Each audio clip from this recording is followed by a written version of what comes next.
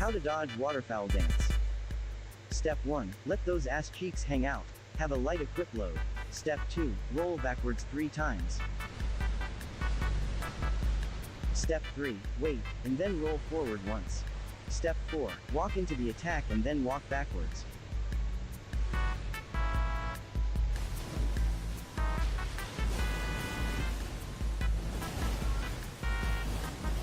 Step 5. Do you know that Barack Obama was like the greatest thing that's happened in our lifetime?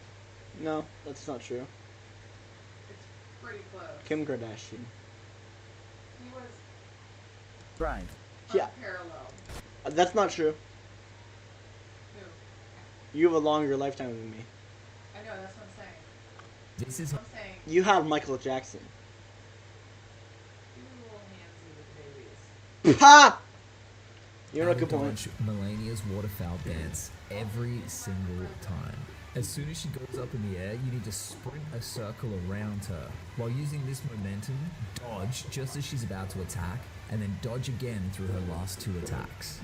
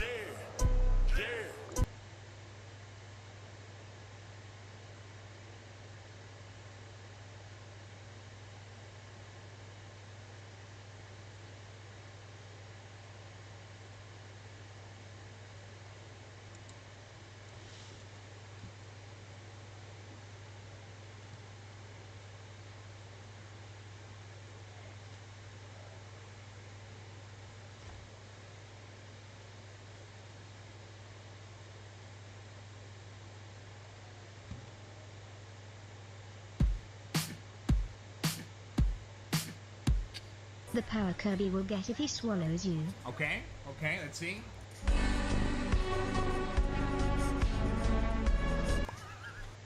Do you know that in We're back, baby! Oh, what is that? When did they add this? Okay, this it has to be fake. What? Yeah, this is real. Did I install a mod by mistake? No way is this real! Mojang, you are sick. Do I have a virus? What is this? Funny prank! You can show me the real game now! Alright, this is the last straw. I'm leaving. Yo, if anything, we just sample this. I'm gonna take you for a ride on a big jet plane. Yo, if anything. This is the crunchy snack. Can you make it for me? Why not? Hey!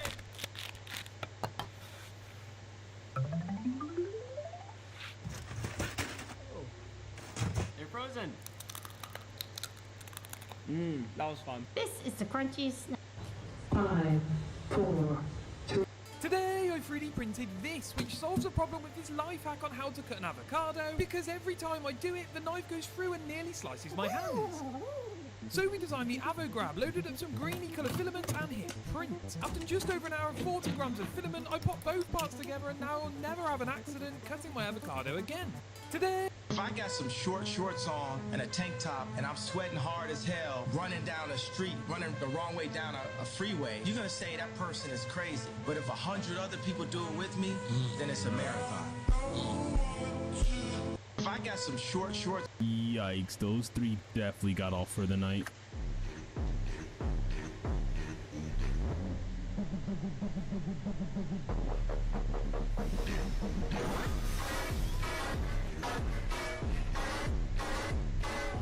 Yikes, those 3 definitely got off for the night.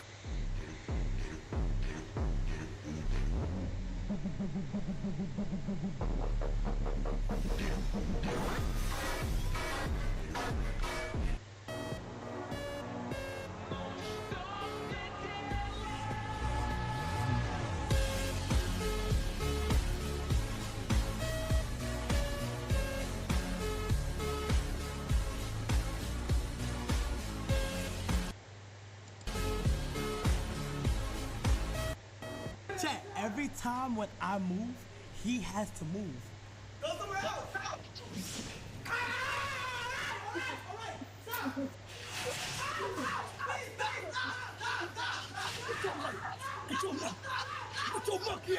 Chat, every time when I... Oh my god. Bro, you just saw my... I'm playing Minecraft, bro.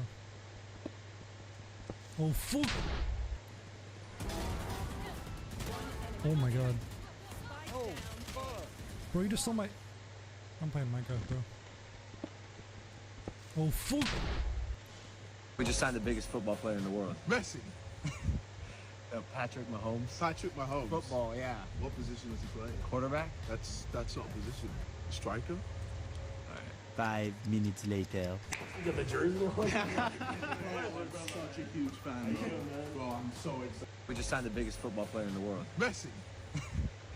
When I grow up, I want to be a millionaire. Money isn't everything. That Ferrari's so cool, I want one. Money isn't everything. I just became a millionaire and bought...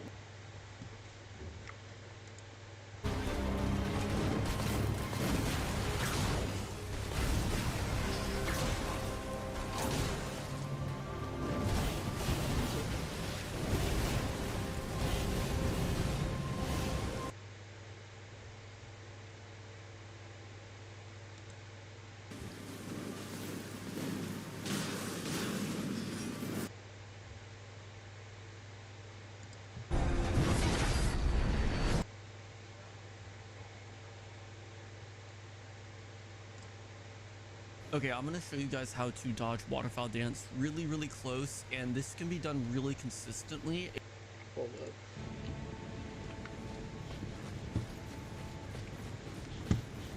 I can't run in a circle.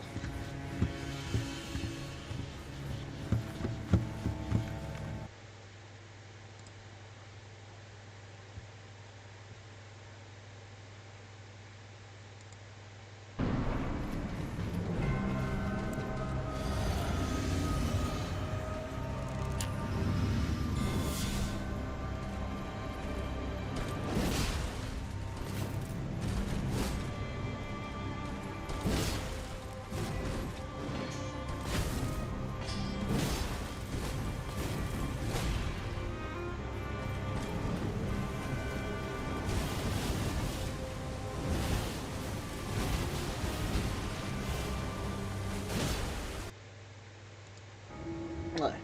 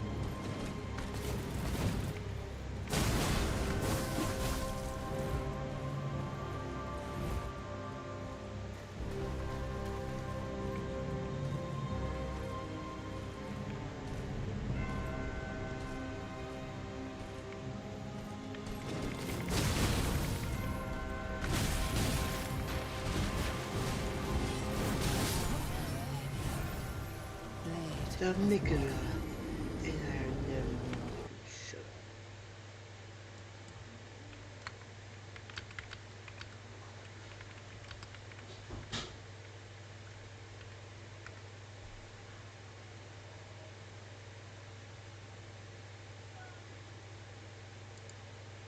Playing through Elden Ring, I realized there was something missing.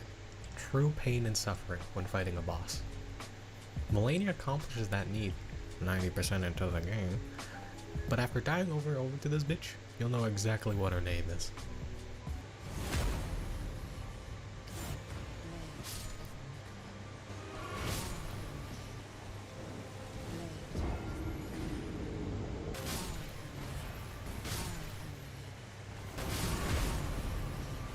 If you're having trouble with bosses, feel free to like and subscribe so you can be notified when the next video is released.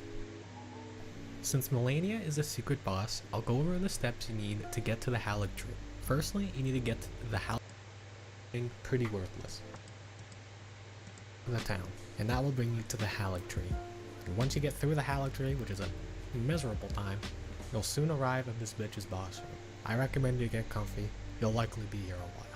Melena has a unique ability that is basically a go fuck yourself. Every time she hits you, she heals a portion of her HP. This move makes summoning pretty worthless, as she'll heal up all the damage by hitting your dumbass Mimic Tear, so put that shit away, you cheesy motherfucker, and fight the boss like a normal person. Daily fuck Mimic Tear joke here. My homies hate Mimic Tear. Do you hate Mimic Tear? No, it helps you, it's aggro's, and it's good. Anyway, back to Melena. A lot of Melena's moves require you to roll to the left or to the right. Her swings also punish you if you act like a little bitch. Rolling backwards can trigger her little double swing if you roll away. It'll hit you on the second swing. By rolling to the left, you dodge this completely.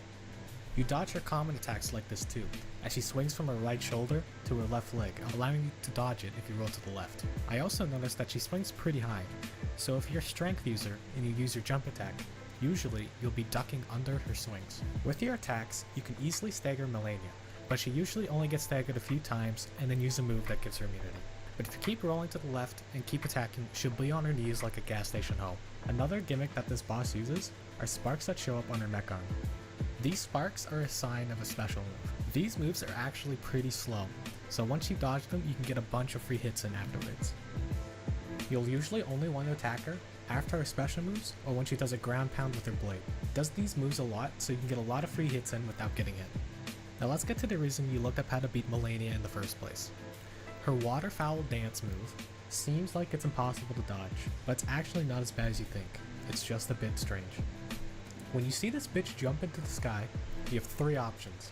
Run for your fucking life, attempt to dodge it and take some damage, or fucking die. That's all you got.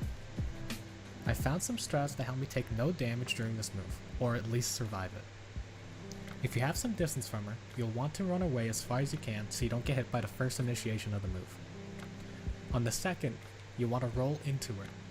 And on the third, you want to not move at all or walk backwards while locked onto her.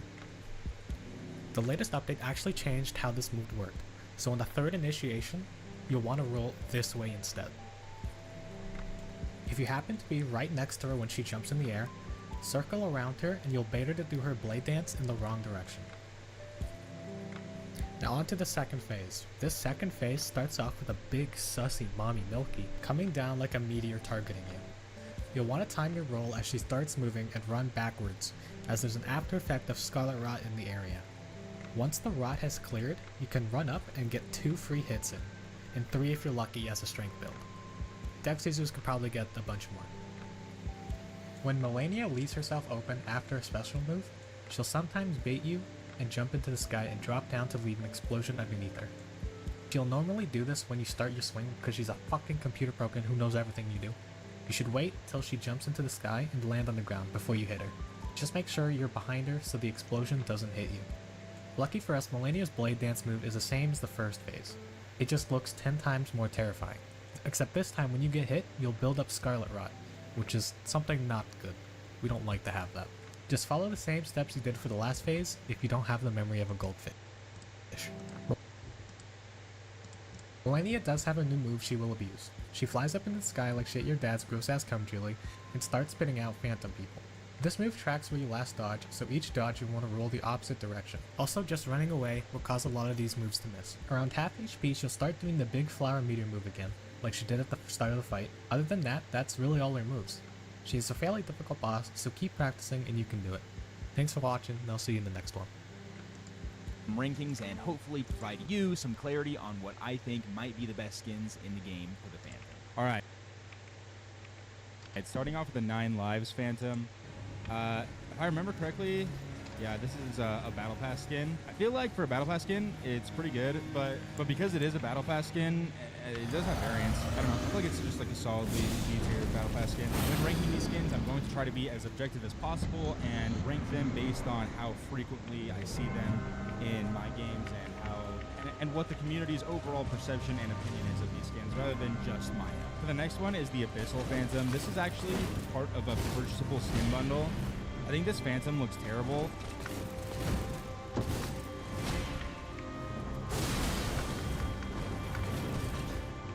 Nope.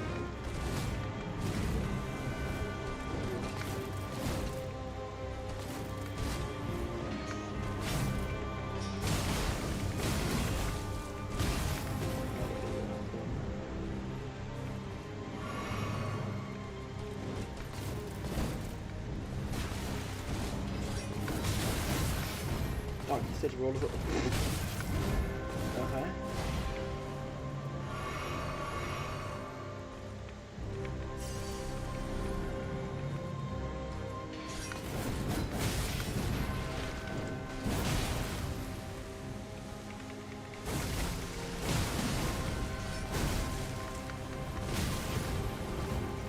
Should the recheck.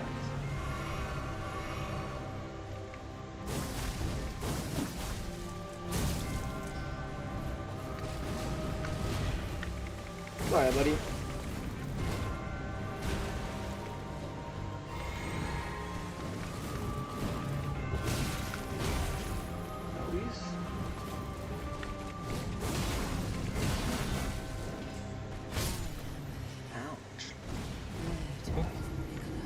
Hey, it's gonna be our first skin that goes down in D tier. It's not good. It's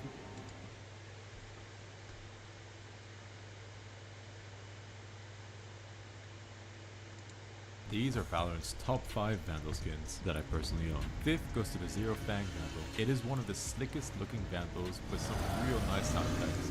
I think it's just a good all-rounder that needs to be included in any list. 4th goes to the Araxis Vandal. The sound effects are probably one of the best in the game, and paired with a red and black combo, this Vandal is top tier. 3rd goes to the Kuronami Vandal. The Kuronami Vandal is pure aimbot, and the pull-out animation is one of the cleanest. However, I feel like the design does lag and get boring after a while.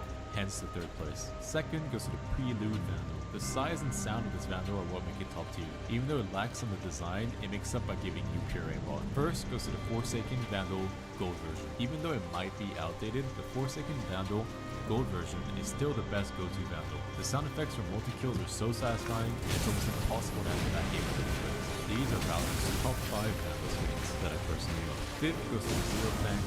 It is one of the slickest looking Vandals with some real nice sound effects. I think it's just a good all-rounder that needs to be included in any list. 4th goes to the Araxis Vandal. The sound effects are probably one of the best.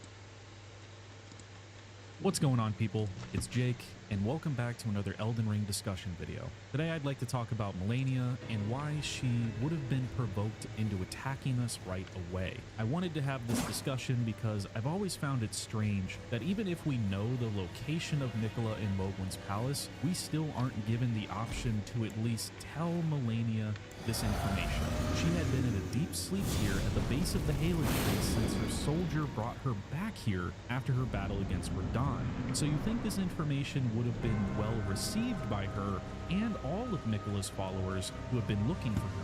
Whether we know this information or not, by the time we enter the Halo tree, we are attacked by everyone and everything without any hesitation. In fact, we are attacked by pretty much everything throughout the lands between, with the exception of a very small few. But even those few know exactly what and who we are just by looking at us. Oh yes, tarnished are we? Come to the lands between for the Elden Ring? You're tarnished. I can see it. And I can also see that you're not after my throat. A pleasure to meet thee, Tarnished. I am the witch Rena. I'd heard tell of a tarnished hurtling about atop a spectral steed. Found tarnished. Well, if you won't, I told the old Heron group that I possess no such medallion. That thug made off with a precious necklace. I need someone to retrieve it. Only, he too is tarnished. No. No, the help is very much appreciated. Even thou art tarnished. Despite appearances, nobility is no prerequisite to serving the true order. I think these examples make it apparent that no matter where you are from in the lands between or what groups you're a part of, being a tarnished isn't exactly a secret. It's widely known that the Greater Will has brought us back to the lands between as a last resort to mend the Elden Ring back together. Some support you in this cause, some try to take advantage of you, but most don't even think it's possible for you to do so. So why not try to stop you? You're trying to take a powerful great rune from one of their leaders, like Godric's soldiers and Margit trying to stop you from entering Stormvale, or Radahn's followers allowing you to fight him to obtain his great rune, even though they're likely just seeing it as an excuse to see some champions die in battle against their once great leader. I'm sure this isn't the first festival that's been held at Redmane Castle, which means champions have failed time and time again until you finally put Radahn to rest. No one really believes that our journey is something actually possible to complete, but our reason for living is only possible because the guidance of grace has allowed it. Our initial purpose is solidified by Enya and the two fingers of the Round Table hold. The Greater Will has long renounced the demigods. Tarnished, show no mercy. Have their hands. Take all they have left. Indeed. This is pretty clear, cut and dry instructions from the Greater Will. Do what it takes to retrieve as many great runes as possible to mend the Elden Ring. As we know, we don't need all of the great runes to complete this goal. Only 2 are required. So getting more great runes would depend on the particular tarnished. I hesitate to use the word greed, but if only 2 are necessary to mend the Elden Ring, obtaining the rest seems unnecessary unless that tarnished just wants to acquire more power, just like the demigods themselves did, starting the Shattering War.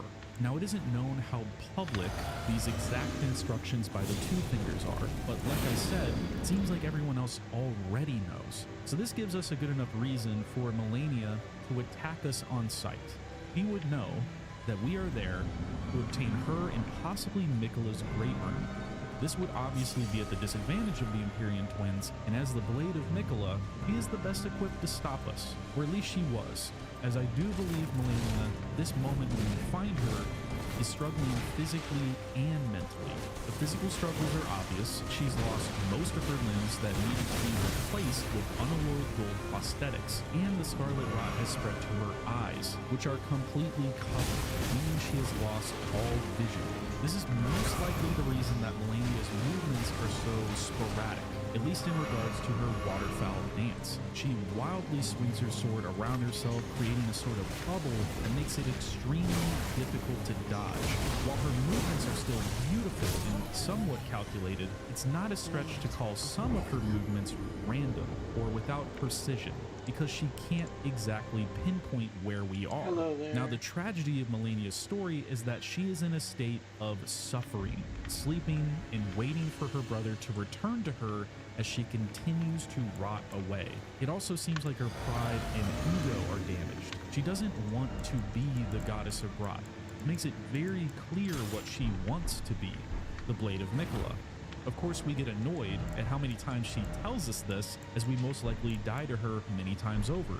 She will say the same thing, that she is Melena, Blade of Miquella. Now, this might be a bit of a stretch, but someone who is actually prideful or proud of who they are doesn't have to voice that to the world over and over again. They don't have to state the fact that they've never been defeated. They would simply just take pride in that fact and let their reputation speak for itself. But it seems like Melena has lost that pride in herself and is actively trying to convince herself that she doesn't need the power of the rod and that she is powerful enough as she is. There is something I must return to Melena. the will that was once her own, the dignity, a sense of self that allowed her to resist the call of the scarlet rot, the pride she abandoned, to meet Radahn's measure. It could be possible that Melena is suffering from some sort of delusion or delirium, and she has to keep mentioning that she is Melena, Blade of Miquella. She has to keep telling herself that she has never been defeated, even though the argument can be made that she was defeated and had to resort to something beyond herself in the battle with Radahn, just as Millicent mentions. She had to resort to the power that is slowly killing her, and now, to slow that growing power of the rot, she has to convince herself that she doesn't need it, or it never even happened. In short, she has basically lost her mind, and needs to convince herself that she is powerful enough on her own.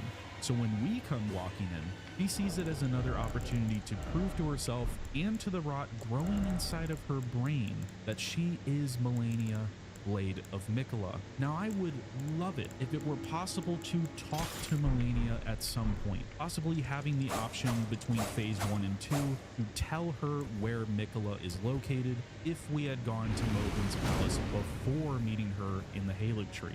And you guys seem to feel the same, as almost 90% of 15,000 votes agreed that this hypothetical interaction with Melena would have been interesting and made sense. Now, some of you mentioned that yes, it would have been awesome, but if we could do this, that'd be too happy of an ending to the questline.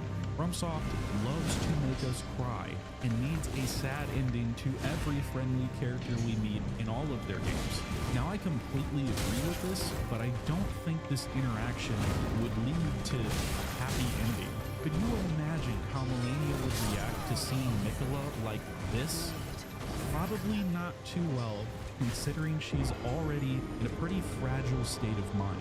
It would just be so interesting to at least have the choice to tell her Miquella's location if we know it, or just kill her in between phases. And if we choose to kill her, she would become the goddess of rot, and it ends up being a permanent choice. So when you go back to fight her, if you die, she'll just transition from her first phase to the second without the choice. Maybe just having this knowledge of Miquella could have resulted in a different cutscene, but ultimately the same outcome, just like with Sith and Artorias in Dark Souls 1. While it led to the same outcome, it gave a completely new meaning and tone to the fight. It was so tragically sad. Now, I'm not complaining about what we got by any means, just bringing up some potential possibilities. And who knows, maybe all of this will be possible in the DLC because it does have some serious implications toward time travel. And we know it's potentially possible because of our fight with the Dragon Lord. Man, I really can't wait for DLC to come out. I hope the release date is at least announced at Summer Game Fest this year, even though I'm almost positive we won't see DLC until next year at some point. I'll be reacting to it live over on Twitch, so go drop a follow and come hang out there if you want to. That's all for today's video. Thanks for watching, and I'll see you guys in the next one. Take care.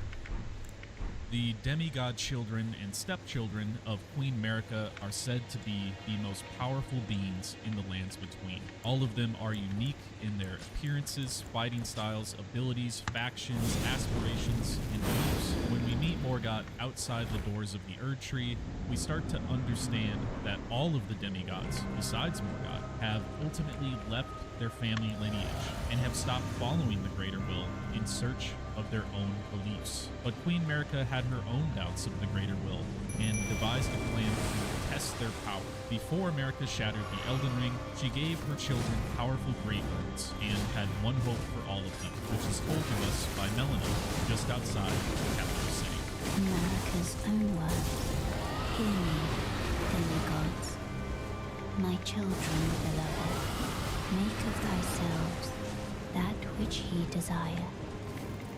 Be it a lord, be it a god, but should ye fail to become aught at all, ye will be forsaken, amounting only to sacrifices. If you want my full, detailed theory on Queen Marika's plan to test the Greater Will, you can watch my video called Queen Marika's Perfect Plan. Today, I want to make you all feel a little worse about yourselves. Not because I want to, but because once I started to research and understand the history of all of the demigod children, I realized that when we fight them, these gods are likely at their weakest state. There was likely a time before we were called back to the world as a tarnished that these demigods were insanely more powerful.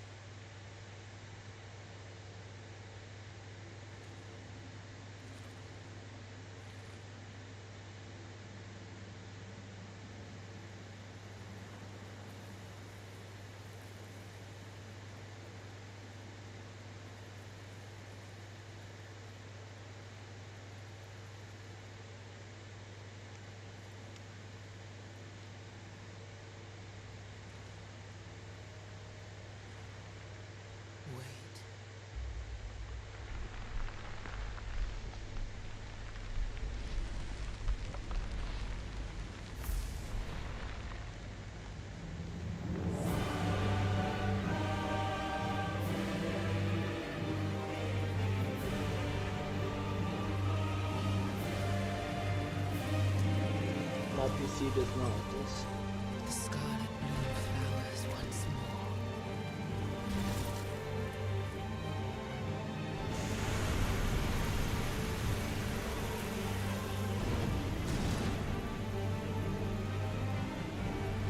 You will witness true horror.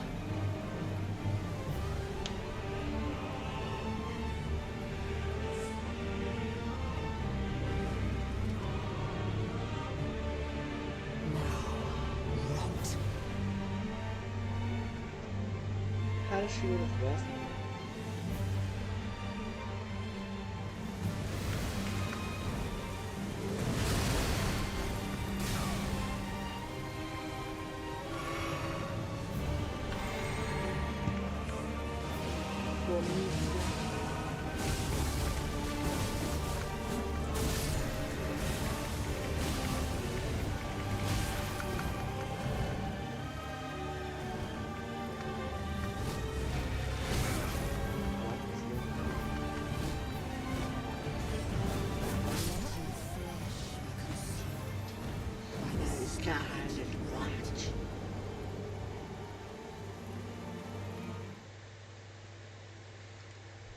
If I can kill her in the first phase.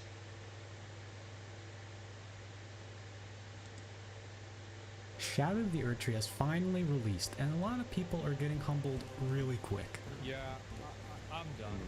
I'm done. I don't want to. Yeah, this it's not fun.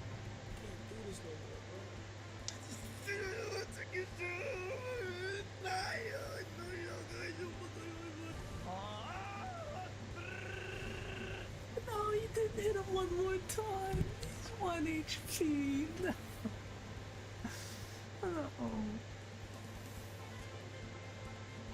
But one of the problems these streamers have in common is that they don't fully upgrade their flask. Like, look at XQC. He's using a level 7 flask.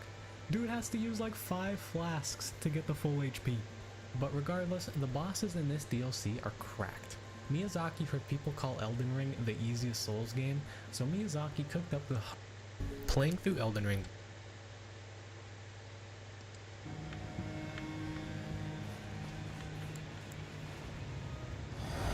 Should have beat her first phase. It is like these moves.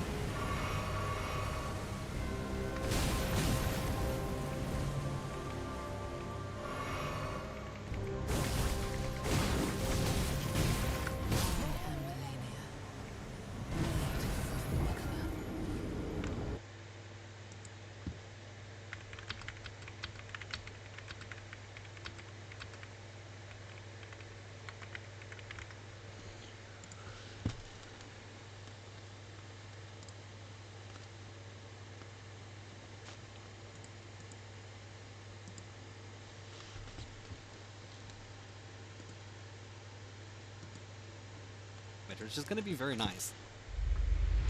So if you have a look at the damage here, this is without the talisman, and this is with the talisman. That's almost 200 extra damage from the same attack. As you can see here in slow motion here, the difference between these two attacks and how effective it is to use this talisman.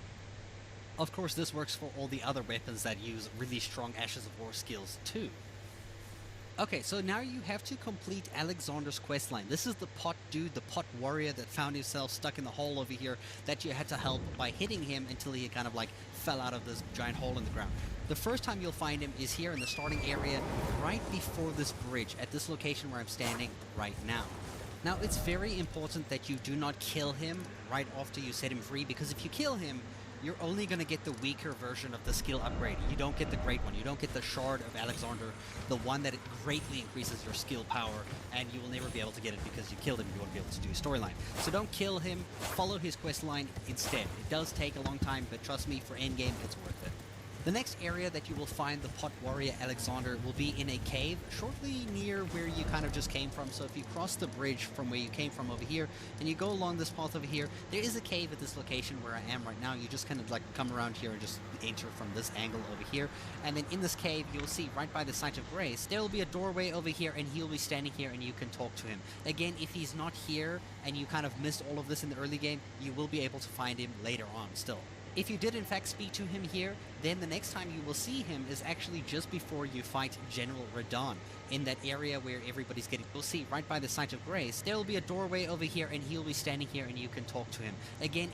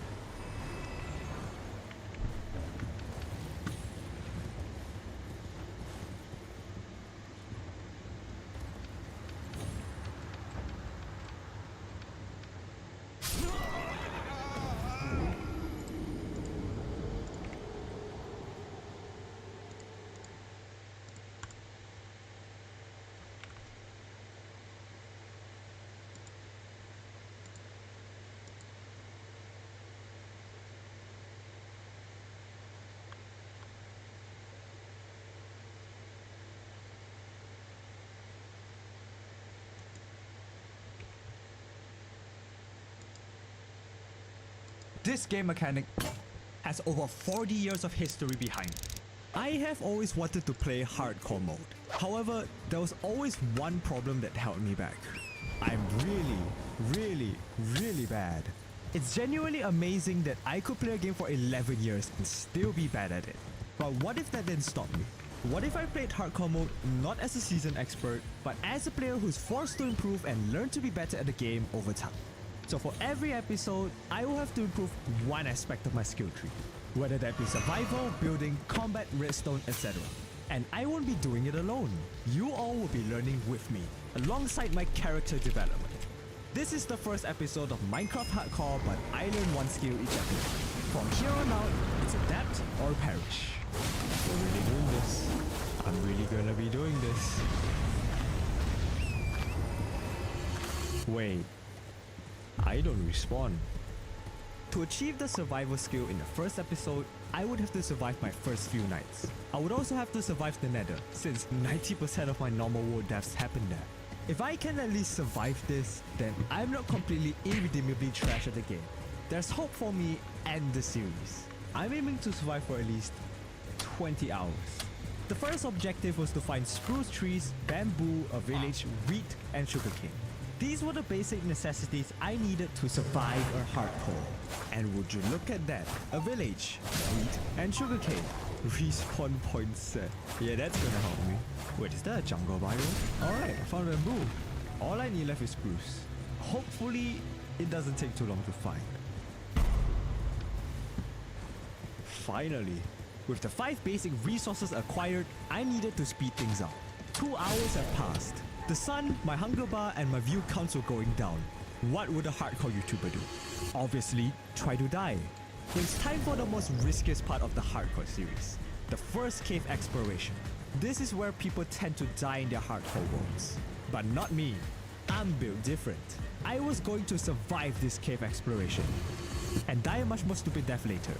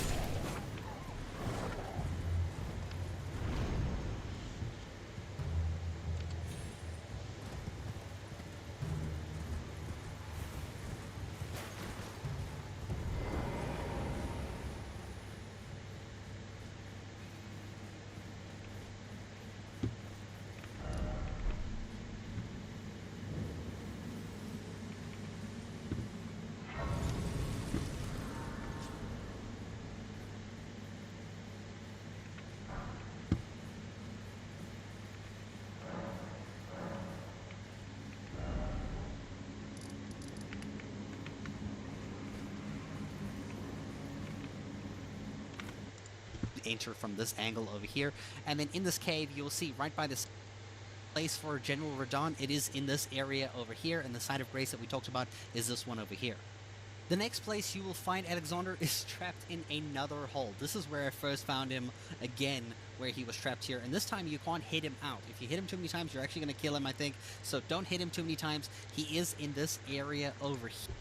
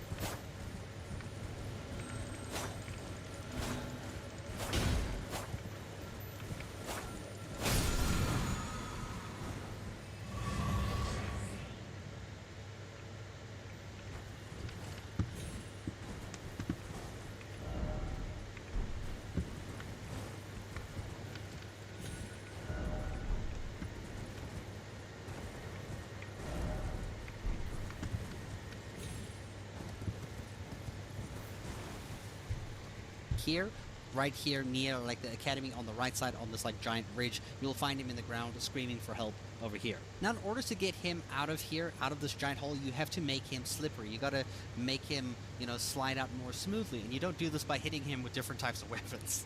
Instead, you're going to have to craft an oil pot. So let me show you how you do that. Now to get the crafting recipe for an oil pot, you actually have to go to the underground.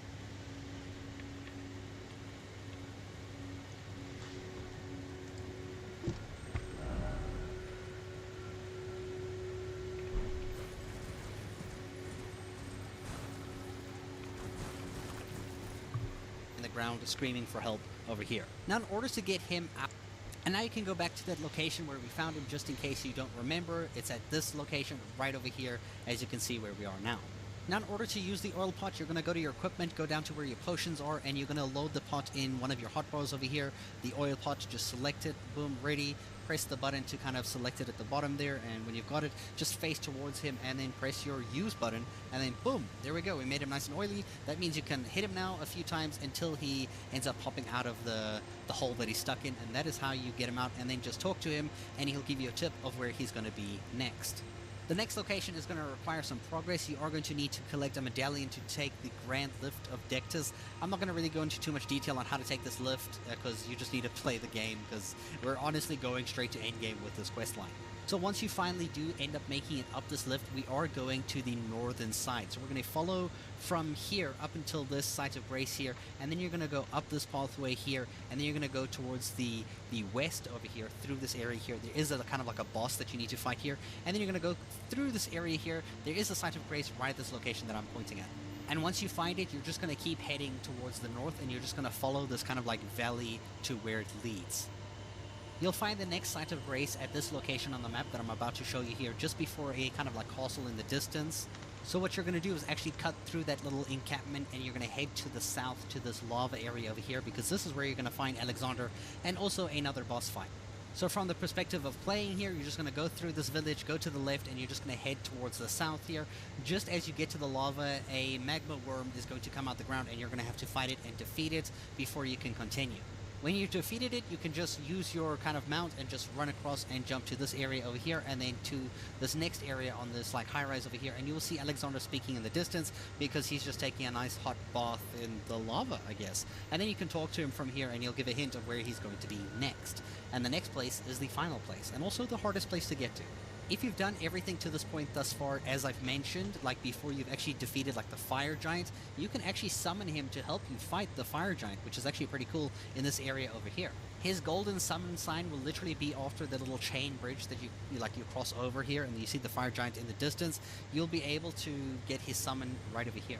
And now we're heading to the elusive dragon zone to the far right of the map, and to do this you need to go to the Forge of the Giants to this site of grace, and at the site of grace you need to speak to the lady at the site of grace, use the talk option, and this will basically end up teleporting you to the dragon place. The dragon place obviously being on the very far right in the middle of the map, as you can see over here. Once you get here, you basically start around this area here, and you're just going to progress through here. There is a dragon.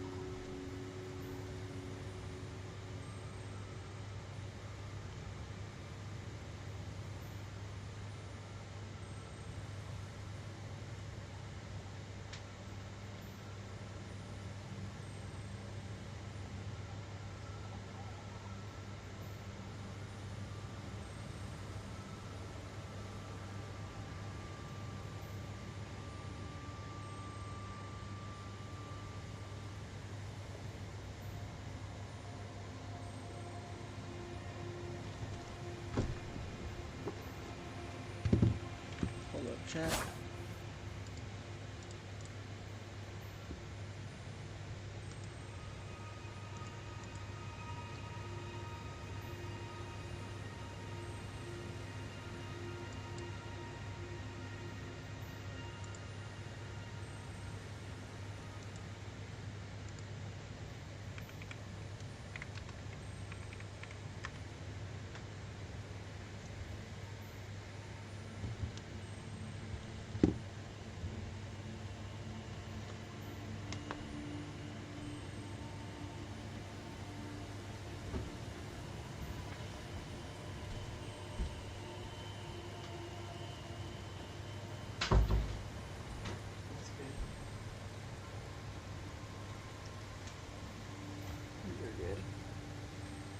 got your time limit extended? That's crazy.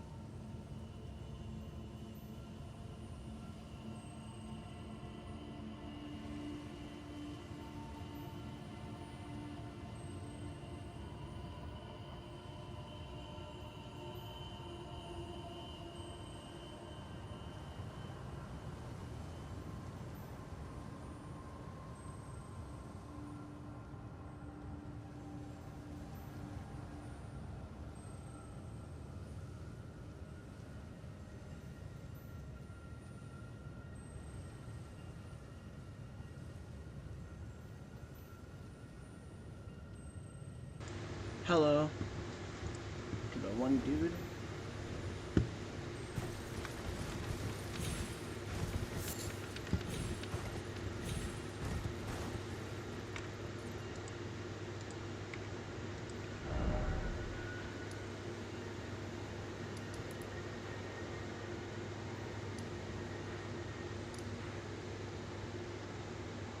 Dragon on this area here, so be careful. There's a lot of dragons in this area.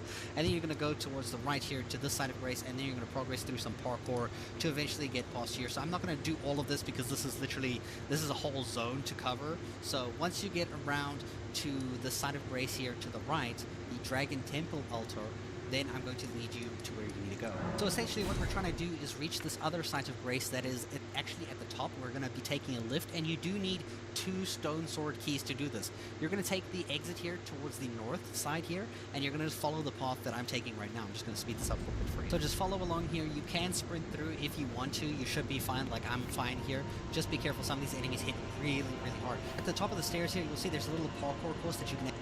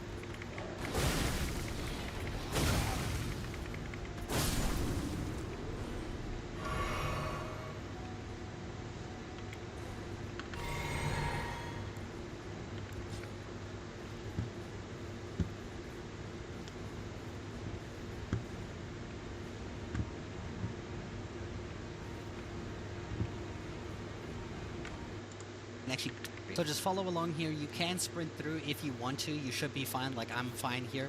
Just be careful. Some of these enemies hit really, really hard. At the top of the stairs here, you'll see there's a little parkour course that you can actually get up there, and there's a ancient dragon smithing stone that will upgrade, I think it's a somber one to a weapon plus 10. So that's something worth noting. If you continue straight though,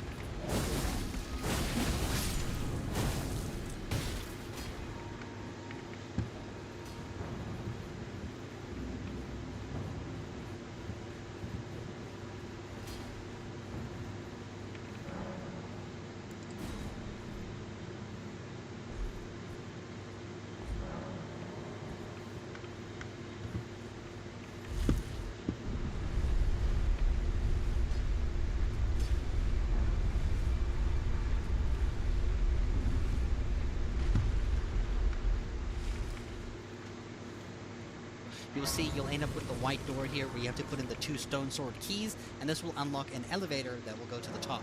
Now this is the area where you're going to finally reach Alexander in his final place. You're aiming to go up there in the distance over there. So just follow along with me where I'm going right now. So just stick towards the right here as much as you can. We're going to take all the right things until you jump on here, jump to the left, jump over, and get to this area. Now there is a dragon here that I defeated. I don't know if it's going to still be here when he's here at the same time. If it is, you're going to have to fight the dragon first. If not, just talk to Alexander, and once you're finished talking with him, you will get the warrior jar shard as well as the shard of Alexander. Now you only get the warrior jar shard if you kill Alexander at the beginning of the game. You don't get the shard of Alexander, which is the better one. So I recommend actually just doing the whole quest line instead of killing him, because you lose out. And that's everything you need to do Alexander's complete quest.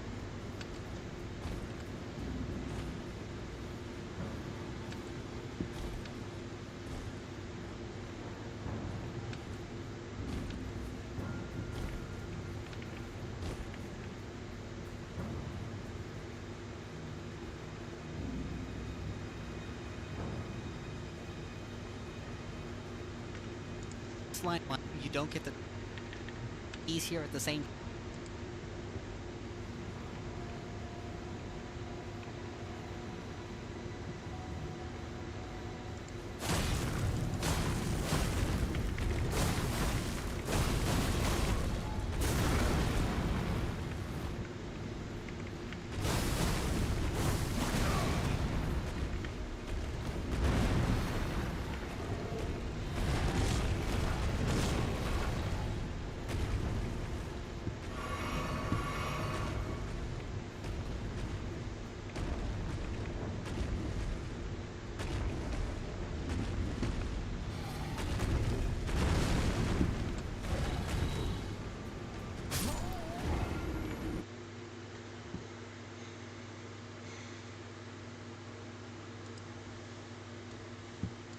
Some progress. You are going to need to collect a medallion to take the Grand Lift of Dectus. I'm not going to really go into too much detail on how to take this lift, because you just need to play the game, because we're honestly going straight to end game with this quest line. So once you finally do end up making it up this lift, we are going to the northern side. So we're going to follow from here up until this site of grace here, and then you're going to go up this pathway here, and then you're going to go towards the west over here.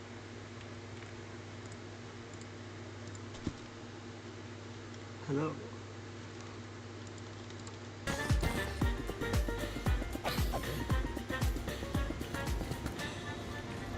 That should be enough. After gathering a good amount of iron and almost dying to cave spiders several times, I was much better prepared to survive my Minecraft world. The risk paid off.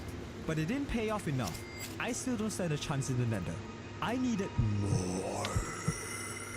So after this, Minecraft just stops for a while. Remember the resources we collected?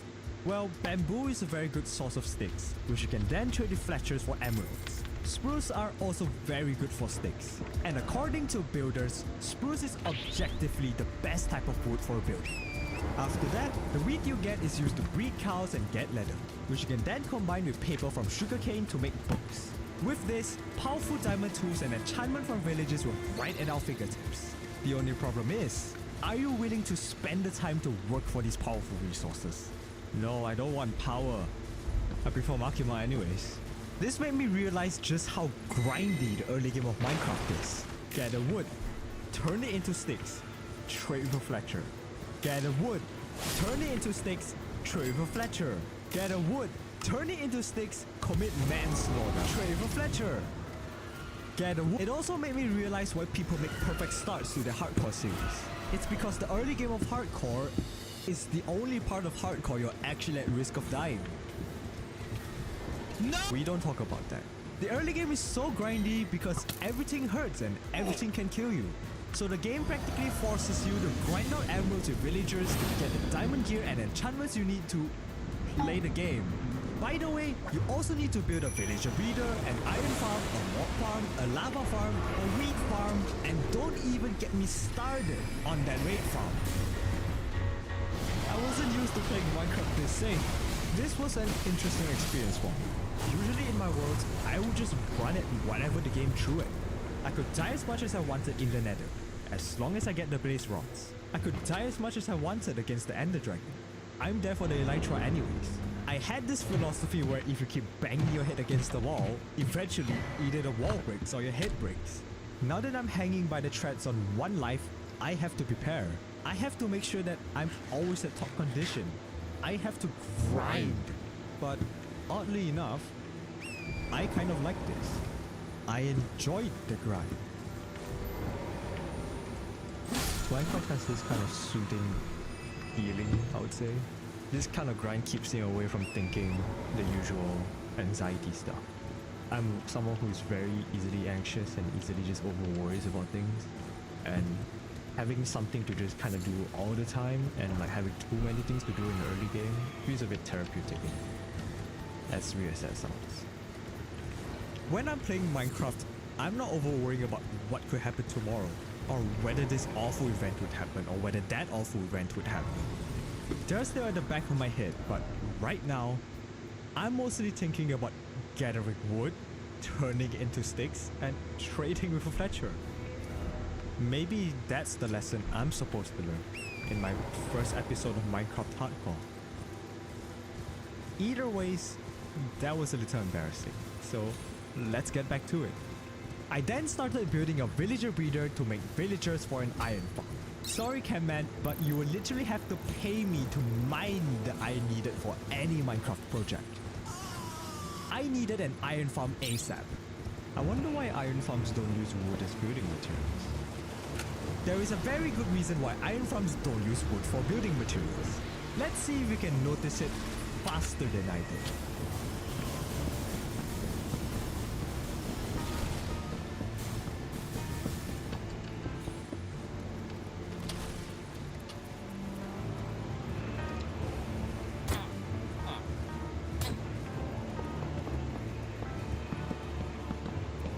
Oh, because wood burns with lava nearby. Oh shit. With an iron farm all ready to go, emeralds were coming in at a high rate and I was getting rich faster than ever before.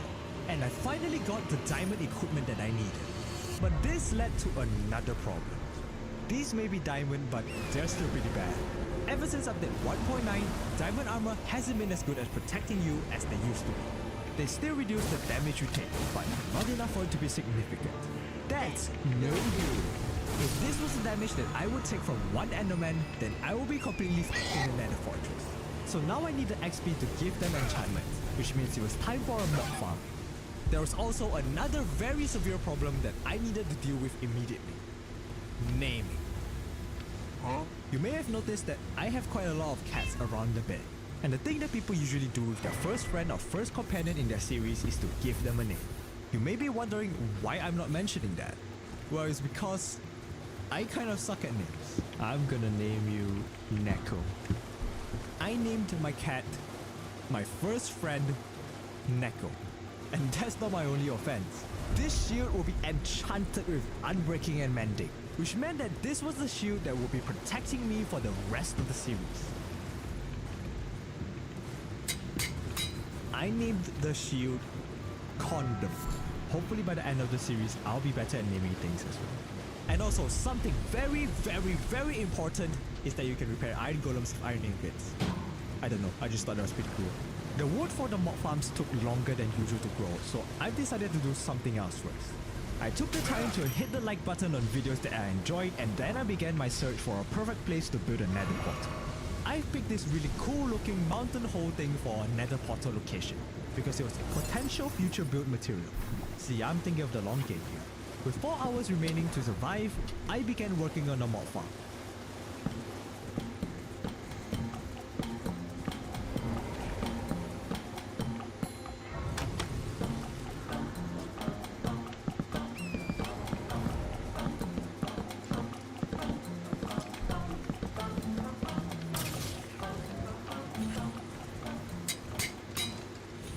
Alright, but it was still not in there. I'm already prepared. I searched far and wide for advice about finding a nether fortress. One tip, one super useful guide to find a nether fortress. And they all just come down to Lamal's side issue. Turn up your render distance, increase your brightness. So that's exactly what I did for an hour. And eventually it worked. With 1 hour left on the clock, I needed to get the materials I needed and get out fast. I don't want to end the video in the nether. Who does that? You know what? I'm gonna just take the fucking shot and I'll kill them later.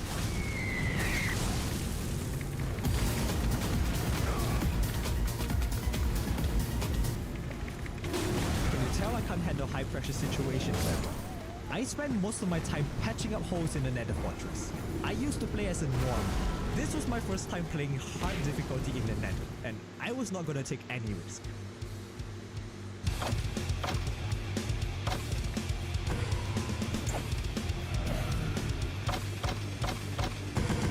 Whatever precaution that I could take, here through this area here, there is a kind of like a boss going to come out the ground, and you're gonna that will go to the top. Now this is the area where you're gonna finally reach Alexander in his final place. So what you're gonna do is actually cut through that little boss that you need to find, because this is where you're gonna find Alexander.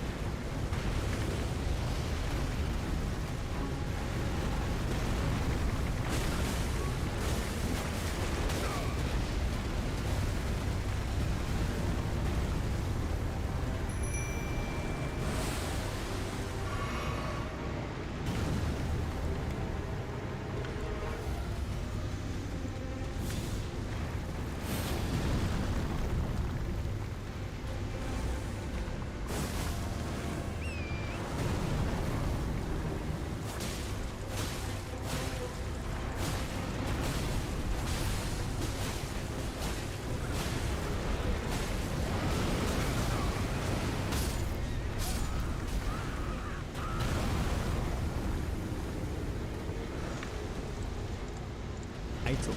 The Zeliorus they knew would have been an easy target 19 hours ago, but now, we are not the same. I refuse to die at the start of my character arc. But alas, even with the Nether's hospitality, it was time to say goodbye. I have flexed my newfound skills enough in the Netherlands.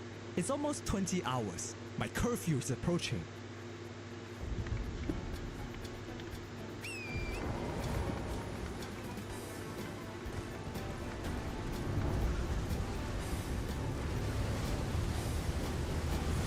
Hours. And with that, I have obtained my first skill set of the skill tree.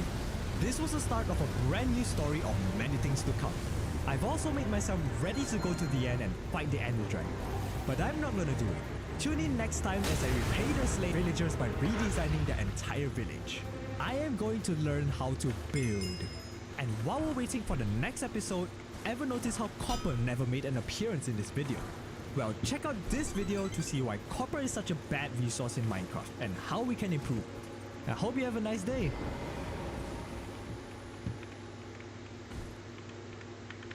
What if I told you this game mechanic has over 40 years of history?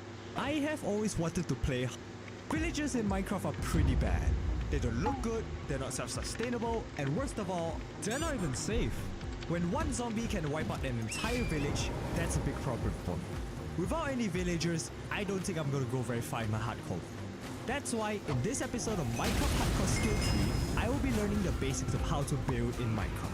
And then using those skills to turn this village into an authoritarian regime that supplies me resources. For this village is imperfect, I will have to wipe away the impurities and make it as beautiful as me. First things first, land.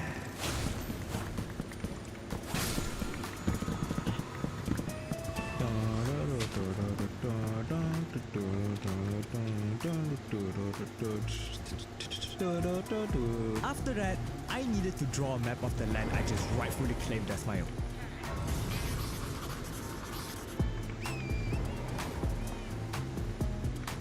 I actually don't remember. Wait a minute.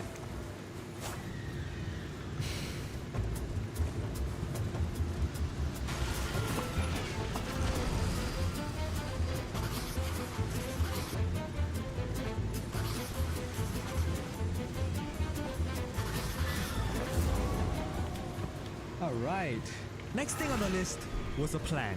I watched the video made by It's Marlo about how to plan a custom village, and he laid out a few guidelines. According to him, first I have to pick out a style for the village. I'm actually gonna go with the one 3 minutes, 10 seconds and 20 frames into his video. This spruce Okami DVOP. Holy shit, that scared me. Hey, wandering villager, you do know we have a strict policy on immigration. After that, I needed a mostly even terrain to build the village on. This village will be on this central island, and there are gonna be around 6 parts of the village, which are also gonna be the 6 districts for the village elections. The districts that I'm gonna draw, of course. We can start with the easier parts first, and then move on to the harder buildings later. Let's start off with the bridge, the beacon of no words. I should be able to build this, right? I don't know what I'm doing, to be honest. I'm hoping it looks good. How does it look right now? Yeah. Maybe if I... How does it look so far? It still looks kind of jank, doesn't it? I'm starting to think I can't design a bridge. Is this my failing art school moment? After 3 hours, I finally finished my first build. I loved it so much, I built another one. Fuck it. If you love your child, you give them a sibling. Fuck it. I love these 2 bridges so much, I built a 3rd one. What better way to make your second child miserable than by making them a middle child, am I right? Alright, I'm gonna stop building bridges now. But before I start building the houses, first I need to give the villagers a reason to move to begin with. Oh, that will do just nicely. God damn! I can see where people have wave farms now. I'm still not gonna do it though. I think having too many totems just make the game too easy. This is Minecraft hardcore, not Minecraft softcore. If Minecraft vanilla is cleavage and laundry, then Minecraft hardcore is boobs, ass, vagina, and dick.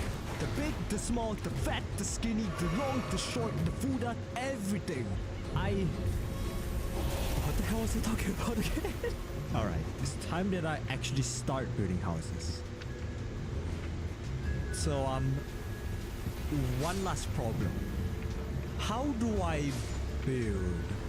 Minecraft is a great game. You can build absolutely anything. It is a game of pure freedom. Shape is the single most important thing, and it's going to make up the bulk of this video.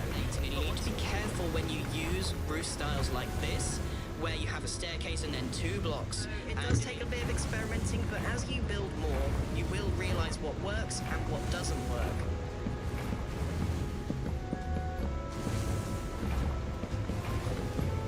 How does it look so far? It's looking pretty good. Oh my god. With the first house down after 2 hours, it was time to move on to the next build. We're making it out of the art school with this one.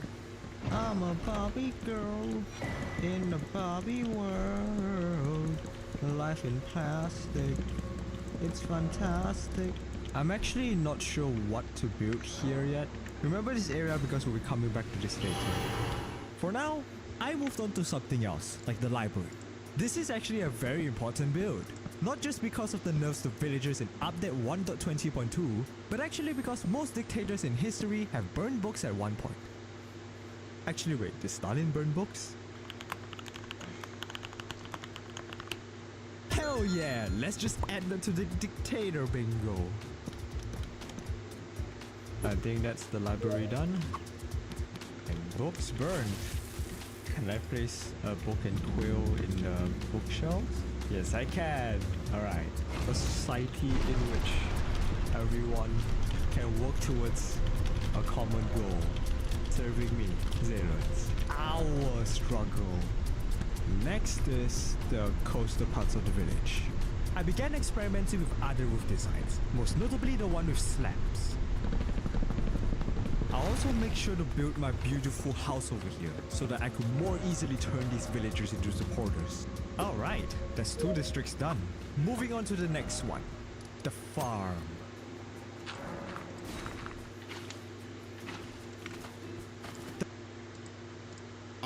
And also another boss fight. So from the perspective of playing here, you're just going to go through this village, go to the left, and you're just going to head towards the south here. Just as you get to the lava, a magma worm is going to come out the ground, and you're going to have to fight it and defeat it before you can continue. When you defeated it, you can just use your kind of mount and just run across and jump to this area over here, and then to this next area on this like high rise over here, and you'll see Alexander speaking in the distance because he.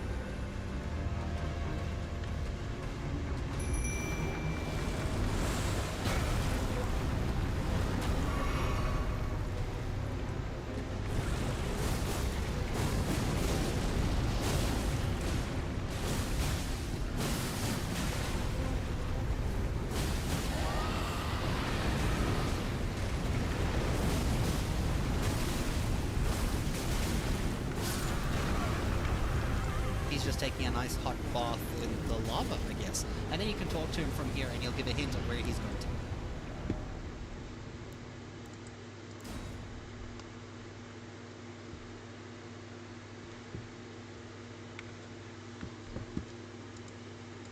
Three ugliest guns ever made. First up, there's the Shattuck Palm Pistol. This gun is trying way too hard to blend in. It's small, oddly shaped, and more like a quirky gadget than a serious firearm. If it stood in a lineup with other guns, it would stick out like a penguin in a group of flamingos. Then there's the Korobov TKB-022. This gun's a total rebel in the world of firearms. It's not interested in following the usual gun fashion rules. Its design screams, I'm unique, and traditional gun looks? Nah, not my thing. It's the oddball among guns. And lastly, the Stevens Vest pistol. This pistol seems confused about its identity. It looks as awkward as wearing socks with sandals. It's like it couldn't make up its mind about what it wanted to be, resulting in a firearm that leaves folks scratching their heads.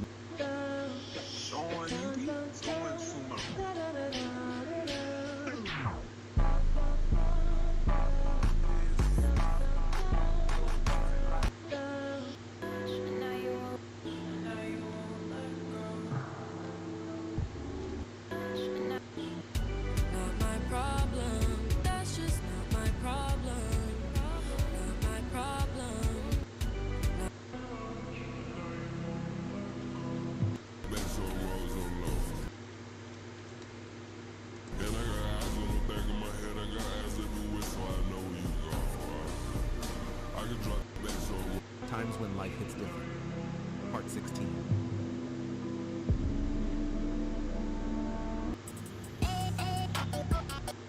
Put your head up. Bro, put your head up, bro. Bro, put your head up, bro. In case I don't see ya. Afternoon.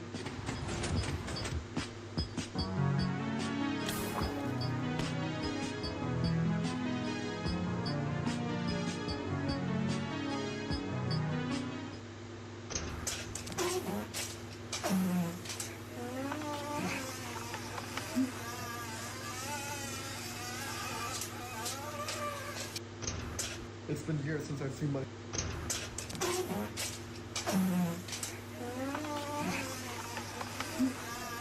It's been years since I've seen my son. I hope he's well and had a positive impact on the world. Dad, is that you? Excellent choice, son. It's been years since I... 2, 1, Happy New Year!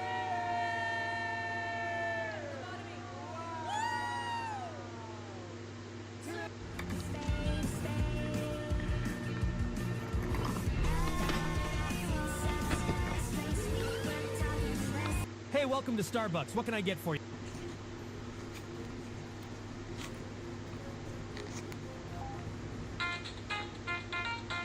Times when life hits different. Part 18.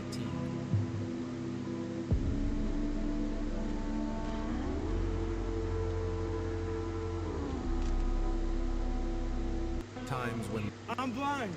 Me too. Yo, can you do a backflip? Only if you can do a front flip. Let's do this. Did you do it? Your turn.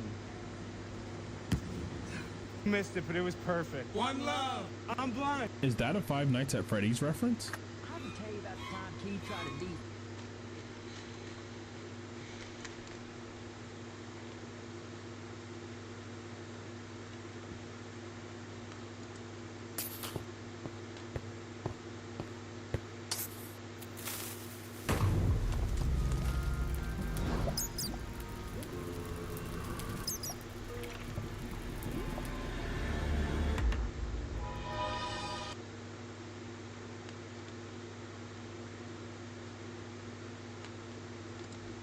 Instead of bedtime, by learning your chronotype. Chronotype is your body.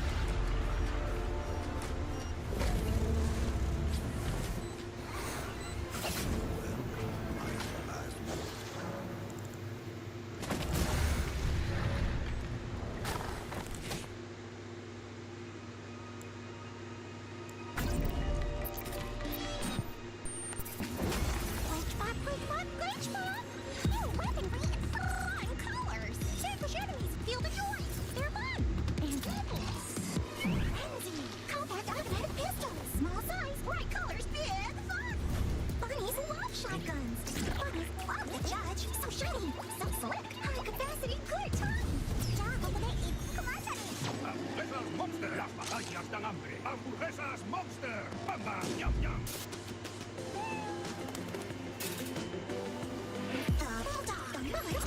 The magazine is in the back, the bike is in the front.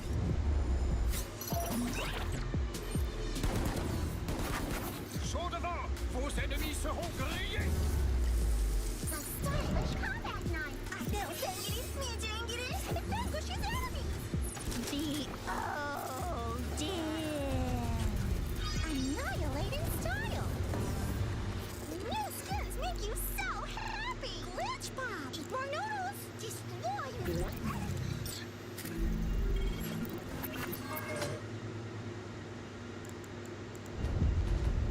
What we found was a gift. Humanity's last hope. At the edge of darkness, there was light. A power celestial. Yet every strong light invites shadows that loom larger. So now is the time for humanity, for you, to once again wield Ion.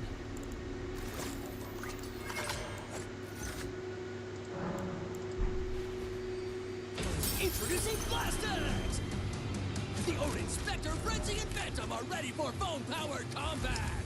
With 187 points of articulation, these weapons are ready to blast!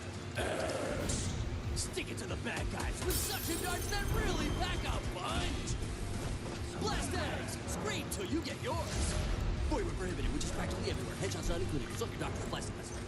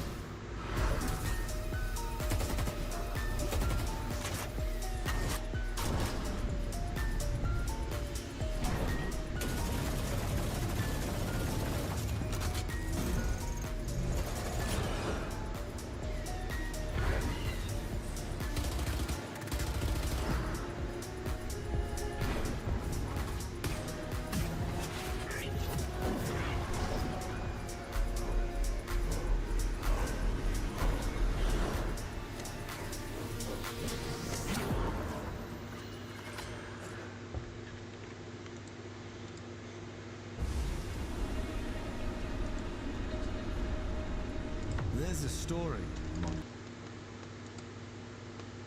The farmlands are gonna be the massive wheat fields you see in every single build. But mine's better because I'm the one making it. I'll build like a massive windmill at the center.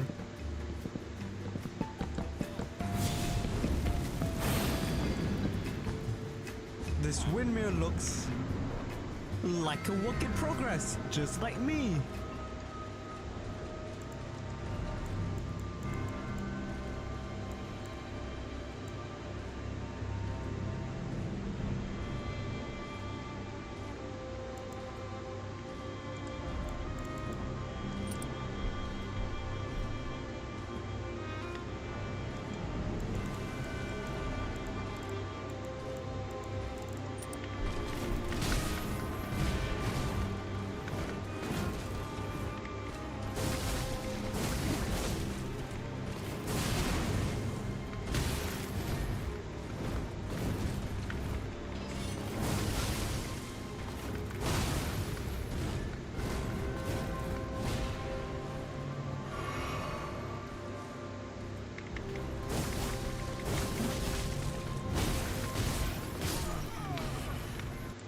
Wait a minute. It's not even centered. I am a failure. It's only a windmill on the outside. Inside the windmill is pure, unfiltered slave labor. Won't be a dictatorship without at least some slaves, you know? Now I just need villagers for the workforce. Unfortunately, breeding villagers isn't exactly the most entertaining footage. But don't worry, I got this. Here are 3 bachelors for you to choose from. Would you like the librarian, the butcher, or the and you went after the librarian immediately. Nerd! Honestly, I don't blame you. Hello there. Anyone would look more attractive with glasses. Hi. A girl? Hello there. Terry Cosa.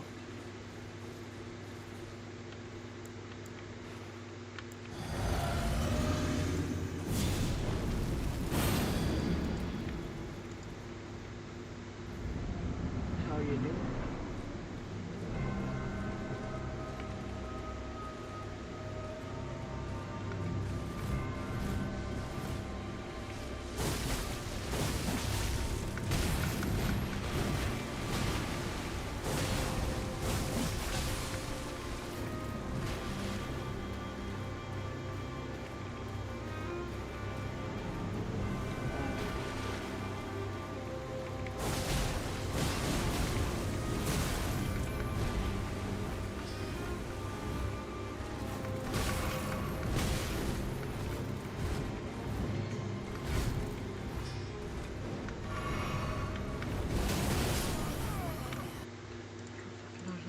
A girl with glasses?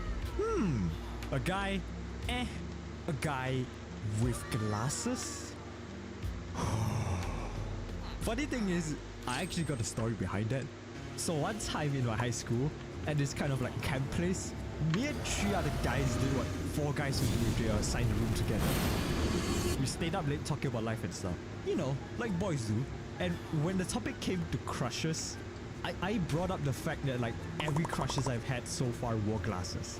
And my friend, this one guy, this motherfucker was feeling extra merciless, extra cruel, extra savage. He said, "You're only attracted to girls with glasses because they don't have the eyesight to see how ugly you are." I wasn't that mad. I was just stunned. I was too stunned to speak. Alright, now I'll turn it into a medieval hospital, but without the healthcare. Basically, it's just an outer shelf for the villager reader. I need something to pump out zillion subscribers like it's a viral YouTube video. Something to pump out people that will hit the like button on my video. And I have just the solution for that. I'll make the newborn kids go through a crash course of alternate history written by me. In the beginning, Zay created the heaven and the earth. And the earth was without form and void. And darkness was upon the face of the deep. And the spirit of Zay moved upon the face of the waters. And Zay said, "Let there be light." And there was light. Most of the village's wealth was due to Zay's blessings and strong leadership. across multiple millennia. After Zay lost an arm during an early expedition and miraculously grew back the arm later, Zay's sacrifice inspired our village squad. Or the village, will I do. Alright, I think this will work. Sounds like pretty good propaganda to me. Enough to foster these child villagers into obedient cogs for my machine. Alright, that's the hospital done. But the hospital isn't enough to solidify my control. I needed more. So next I built a church for the clerics. This will be a place of purifying and cleansing. A place where they could worship their Lord and Savior, their Messiah, the one who gives them everything.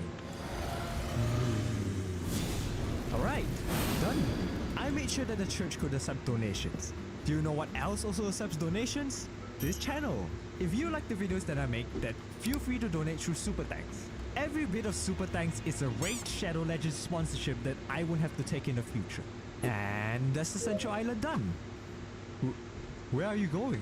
Some villagers weren't too happy with me being a supreme leader, overlord, dictator, authoritarian, totalitarian, judge, Jew, executioner, god of the village. So before I could continue with the remaining structures, I first had to protect the villagers. Protect them from what? Well, from what I'm about to do if they escaped, of course. I'll have to build an outer wall and close off the village from the outside. There's like a very easy 2016 joke to make here, but I have standards. I think now's a good time to mention that any resemblances to real life are purely coincidental. Especially if it's Chinese, Russian, or Germany in 1923. Pure coincidence. There we go. It's not complete, but it's only meant to discourage them from leaving, rather than actually prevent them, you know? Our next problem right now is the lack of genocide. Everything Twitter does a little bit of genocide. You know, just a little bit. So all that's left to build is an iron farm. And just because I'm evil, the iron farm also does illegal sewage dumping. Yeah, you're drinking my shit and piss and my cum's in there too. Now finally, it is time for politics. This is where I built the podium for elections to be held. And by elections, I mean election, because there will only be one election. And also the election is heavily rigged in my favor. So there are a few problems. The farm, the iron farm, and the library. The farmers are very aware of the slave labor that happens, and so they're more likely to vote against me. The iron farm villagers could easily rebel against me, and they have very good reason to, because I'm literally genociding iron golems. And the librarians have the facts on their side. They could easily see past the misinformation I spread. So let's take care of them. Let's completely pack all the opposition votes into one district. The iron farm and the library. Squeeze this one full district of people that vote against me together. Then draw 2 districts for the fishing docks. As for the farm, I'll crack the vote in half. Draw half of the farm with the hospital, with the villagers that greatly support me, and the other half with the church, who also greatly supports me. This way, I basically halved their opposition force and pitted them against my super strong supporter bases. Since I only need over half of the votes, I just win both districts. As for the rest of the village, they'll vote for me. They will vote for me. Alright, I've successfully redesigned the village into my liking. Now that I've secured my future with this steady supply of resources for future episodes, I think I've had somewhat of an improvement for my building skills. It could be better, but there's improvement for now that I can work on later. I could finally move on to the next skill on the skill tree. Remember this empty spot we've left behind at the start of the video? Well, the next skill on the skill tree is redstone. Tune in to the next episode as I build the villager clock tower. I will be learning redstone skills to make a functioning clock that displays the correct time of day. While waiting for that, remember how I got the fishermen at the fishing docks to vote for me? Well, I showed them this video where I fished in my clock for 24 hours. No automatic fish farms, no secret technique, just pure 24 hours of manual fishing. If you've enjoyed this video, then give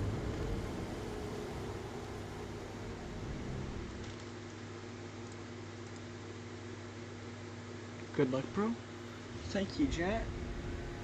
Thank you for the good luck.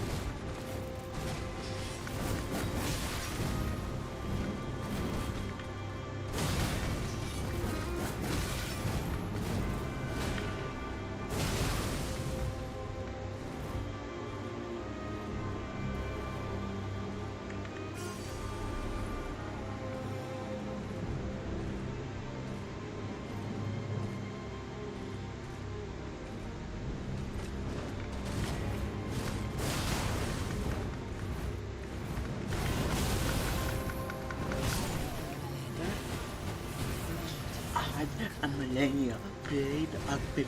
Nobody fucking answers, Joe.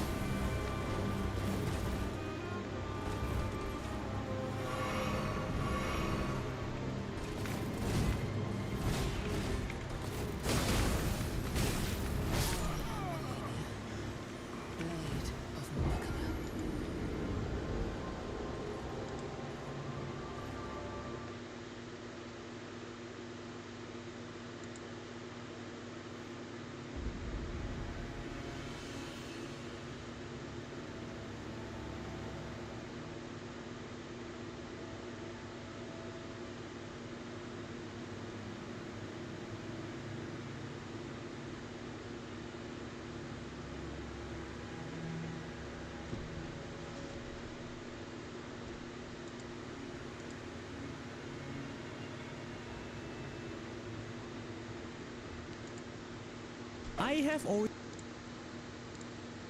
What if I told you that learning redstone isn't as hard as you think it is? It might seem like this overcomplicated part of Minecraft you can never really understand. But it doesn't have to be that way. You don't always have to pretend that the redstone tab doesn't exist in creative mode. That's why, in this episode of Minecraft Hardcore Skill Tree, after learning how to build and how to survive, we'll be moving on to the third skill, redstone. Building a clock tower in the middle of the village we built in the last episode. If things get complicated, don't worry. I'll be here to hold your hand and guide you all the way through. But first, we need a storage system. The first and most important thing with a redstone project is starting with an organized inventory. You know what they say, clear space, clear mind. Save your future self the trouble and organize your inventory at the start. So I'll build like a section here, and a section here, then like a large hallway here. Alright! I feel the deck, haven't I? Oh my god. That's amazing. With an organized storage, you can now get the materials you need. In this video, we'll be using Snap to its clock tower design, which uses sticky pistons, white blocks, a light source block, and blackstone. So first we need slime for the sticky pistons. Okay, that's done. Next we need a white block, which means I'll have to use concrete. Concrete is one of the worst types of blocks. Change my mind. Alright, on to something less boring. So we need a light source block for the center of the clock. We're gonna use sea lanterns because they're the only light source block that doesn't look like shit.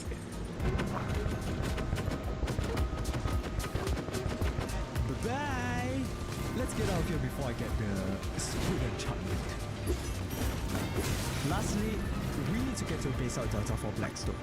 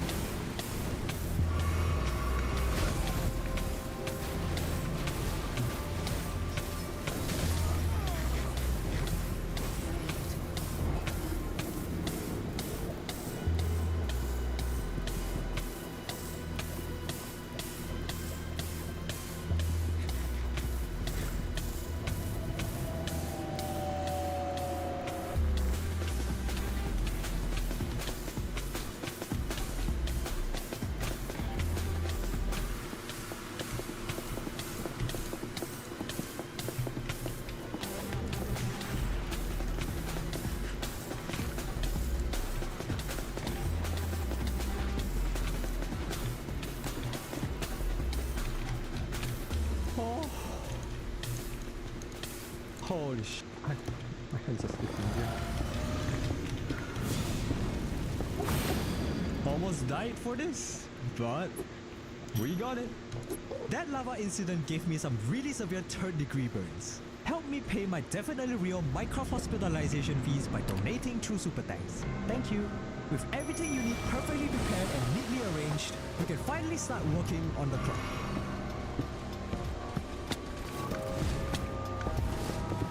This is a part where I would recommend you to take it easy. Experiment with stuff, make mistakes, and if something doesn't work, don't take it personally. Just keep trying until it does. I'm telling you this because even having a little bit of experience, the clock still took me a good 10 hours to finish. And that's fine. In fact, let me recap most of what I've learned in 1 minute. Repeaters have 3 main functions: refreshing redstone power, adding a delay, or acting as a lock. If you point another repeater into the side, it will essentially lock the repeater into always being turned off or always being turned on. Comparators have 2 main functions. It takes the redstone signal from the bottom and compares it to the signal on the sides. If the input on the bottom is stronger than the input on the sides, the comparator gets powered up and sends the signal forward. It's also used to count items like in a chest or a hopper. And lastly,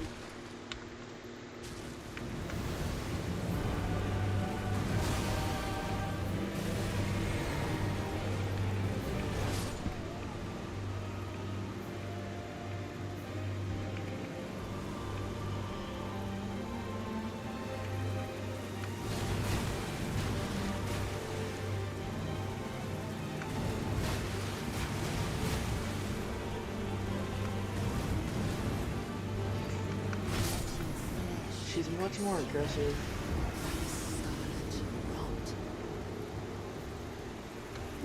you're probably already familiar with hoppers. So all you need to know is that powering a hopper with redstone prevents it from transferring items.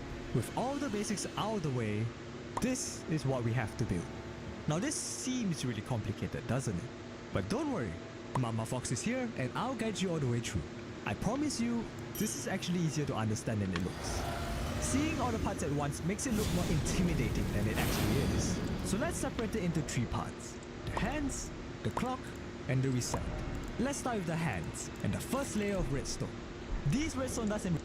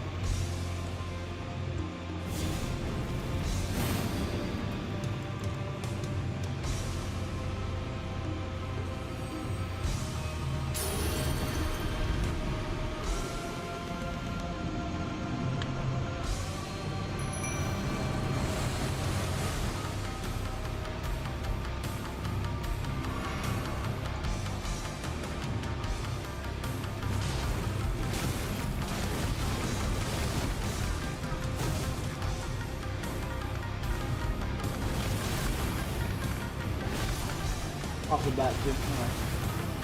That's annoying. I'm gonna call it a day, chat. Yeah.